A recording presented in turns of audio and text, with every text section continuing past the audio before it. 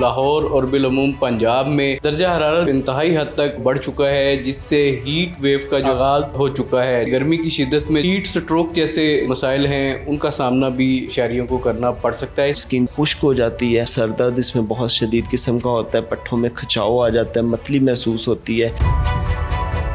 Doctor साहब अस्सलाम वालेकुम। सबसे पहले तो बहुत शुक्रिया कि आपने हमें टाइम दिया। सबसे पहले तो हमारे नाज़रीन को ये बताइएगा कि हीट स्ट्रोक बेसिकली है क्या? वालेकुम अस्सलाम। अच्छा, जो हमारा बॉडी का इंटरनल टेम्परेचर है ना, वो उसके लिए कुदरत ने एक सेट पॉइंट रखा हुआ है जो कि 37-38 डिग्री के अराउंड होता है। जब ये सेट पॉइंट जो है इंटरनल टेम्परेचर ऊपर चला जाता है 104 डिग्री फ़ारेनहाइट या 40 डिग्री सेंटीग्रेड से ऊपर चला जाता है ना, तो उसको हम हीट स्ट्रोक लेबल करते हैं। इसको सेट रखने के लिए मैकेनिज़्म ये होता है कि जब अंदर का टेम्परेचर बढ़ना शुरू होता है, ब्लड का जो फ़्लो है टुवर्ड्स द स्किन है बढ़ जाता है, वहाँ पे स्किन के करीब आके पोर्स के साथ वो हीट एक्सचेंज करती है हमारी बॉडी बाहर के इन्वायरमेंट के साथ। अब जब बाहर का इन्वायरमेंट में टेम्परेचर बहुत ज़्यादा हो, वो जब फ्लो जाता है स्किन की तरफ, लेकिन वो उनका एक्सचेंज प्रॉपर नहीं हो पाता, होता क्या बतदरीज हमारी जो है स्किन बॉडी का इंटरनल टेम्परेचर बढ़ना शुरू हो जाता है। जैसे ही वो 40 डिग्री सेंटीग्रेड या 104 डिग्री फ़ारेनहाइट पे पहुंचता है ना, तो वो हीट स्ट्रोक एक लेबल हो जाता है और वो पेशेंट के लिए जो है ना जानलेवा भी साबित हो जाता है। अच्छा डॉक्टर साहब, ये बताइएगा कि इसकी जो अलामात हैं वो क्या होती हैं, ताकि लोग जो है वो बर वक्त उनको ये पता चल सके कि ये मसला वरसत हो रहा है। सर दर्द इसमें बहुत शदीद किस्म का होता है, पट्ठों में खिंचाव आ जाता है, मतली महसूस होती है और इंसान जो है ना नीम बेहोशी की तरफ मूव करना शुरू हो जाता है। तो ये सारी अलामात जो है साथ इनके, जब आप स्किन को एग्जामिन करते हैं तो स्किन ड्राई और रेड होती है, खुश्क और सुर्ख हो जाती है, क्योंकि उसका एक तो स्वेटिंग का मैकेनिज़्म डिस्टर्ब हो चुका होता है और उसकी वजह से रेडनेस बहुत ज़्यादा बढ़ जाती है और खुश्की भी आई होती है। अच्छा, इसके साथ ये बता दें कि जो इंसानी जिल्द है या जिसको हम जिस्म कहते हैं, इसके ऊपर क्या असरात पड़ते हैं इस सारी चीज़ों के? अच्छा, जैसे मैंने अर्ज़ किया कि जो स्किन है ना, इसका एक बहुत बड़ा फंक्शन ये है कि ये एक बैरियर के तौर पे एक्ट करती है और साथ ही टेम्परेचर रेगुलेशन में भी हेल्प आउट करती है हमें। जब टेम्परेचर अंदर बढ़ता है तो बॉडी के अंदर जो ब्लड वेसल्स हैं वो ब्लड को लेके स्किन के पास आती हैं, वहाँ से हमारी जो एक्सटर्नल इन्वायरमेंट है उसके साथ जो हीट है उसका तबादला होता है। अंदर जो है वो ठंडा खून लेके जाती है और बाहर जो गर्माइश है वो बाहर को आउट कर देती हैं।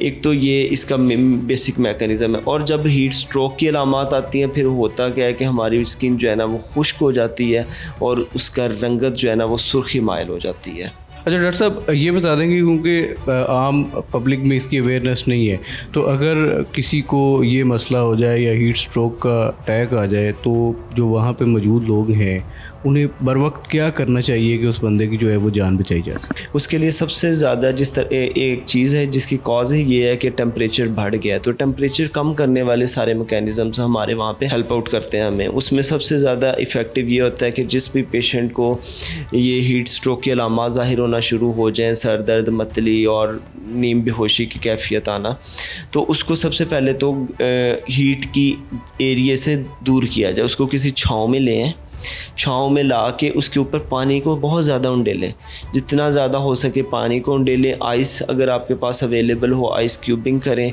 और इस तरह से उसका जो टेम्परेचर है ना उसको हम डाउन कर सकते हैं और उससे उसकी इम्प्रूवमेंट आना शुरू हो जाती है।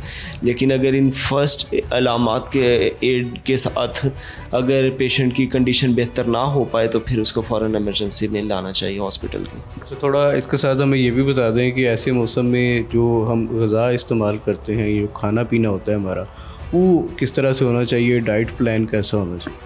अच्छा, डाइट प्लान में हमारे पास जिस तरह आजकल एक कुदरत की नेमत है तरबूज़ बहुत अच्छा है इसके लिए। एक तो उसमें वाटर कंटेंट ज़्यादा होता है, दूसरा वो टेम्परेचर को रेगुलेट करने में बड़ा हेल्प आउट करता है।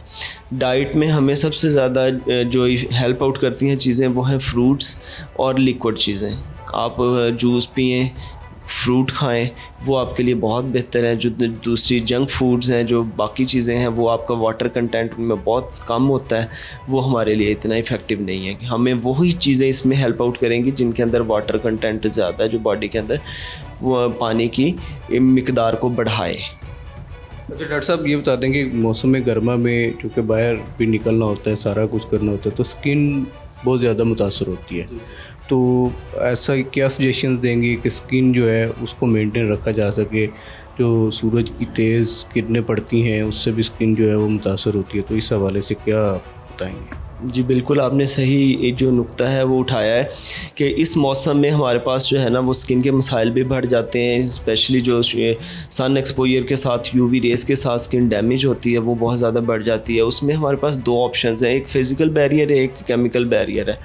अगर हम फिज़िकल बैरियर की तरफ आते हैं तो हम गर्मी में निकलते हुए अपने सर को ढाँप लें या अम्ब्रेला वगैरह का इस्तेमाल कर लें, वो भी एक अच्छी ऑप्शन है।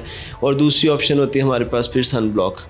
ठीक है, सन ब्लॉक के साथ आप जब भी आउटडोर एक्टिविटी कर रहे हो, ट्रैवल कर रहे हो, वो आप सन ब्लॉक लगा के रखें ताकि आपकी स्किन जो है ना वो मुतासिर ना हो। लेकिन अल्टीमेटली वही चीज़ है कि कॉस्ट बेनिफिट एनालिसिस के अकॉर्डिंगली अगर आप फिज़िकल बैरियर को इम्प्रूव कर लें, अपने सर को ढाँपना और अम्ब्रेला वगैरह के इस्तेमाल, वो हमारे लोगों के लिए ज़्यादा मुफीद रहेगी।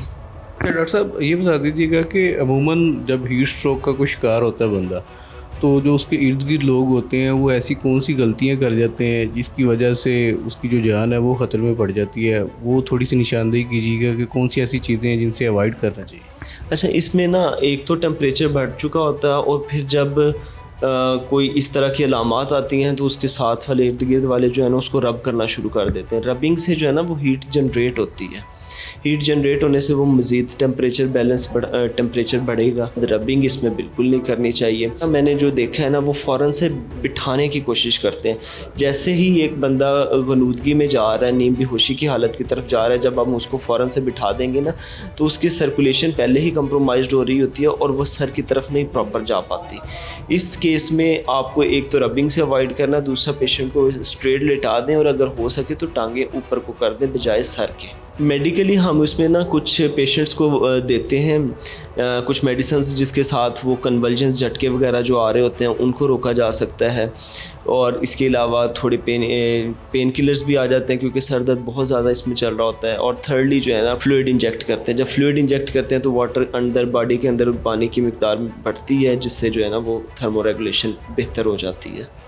डॉक्टर साहब महकमा सेहत के हवाले से थोड़ा सा बता दें कि क्या मेजरमेंट किए जा रहे हैं, किस तरह से कोई अवेयरनेस कैंपेन कोई चलाई जा रही है या लोगों में आगाही पैदा करने के हवाले से क्या इक़दाम जो हैं वो किए जा रहे हैं? हमारे मुल्क की बदकिस्मती ये है, जब तक यहाँ पे कोई इंसिडेंट हो नहीं जाता और आप मीडिया के तवज्जुह से वो फैल नहीं जाता, तब तक उस पर कोई एक्शन नहीं लिया जाता। इसी तरह अब हीट स्ट्रोक पे इस वक्त फ़िलहाल गवर्नमेंट की तरफ से कोई काम नहीं किया जा रहा। जब केसेस आएंगे फिर मीडिया उसको हाईलाइट करेगा, फिर उसके बाद ये जो है ना महकमे को समझ आएगी कि हमने इस पे भी काम करना है। जब पहली स्ट्रोक आई थी हीट वेव की, उसके बाद से ही काम करते रहना चाहिए था। अब हमारे आप देखें अभी भी जो है वो दरख्तों की तादाद में इजाफा नहीं किया गया, हीट स्ट्रोक सेंटर्स नहीं बनाए गए, उसके अलावा डिफरेंट जगहों पे इस तरह का ठंडा पानी जो है वो इंस्टॉल नहीं किया गया। गवर्नमेंट को चाहिए कि वो डिफरेंट पब्लिक प्लेसेस पे, स्पेशली स्टॉप्स पे, बस स्टॉप्स वगैरह पे ठंडे पानी की इंस्टॉलेशन करें, दरख्तों की तादाद को बढ़ाएँ और हीट स्ट्रोक सेंटर्स स्पेशली कायम किए जाए।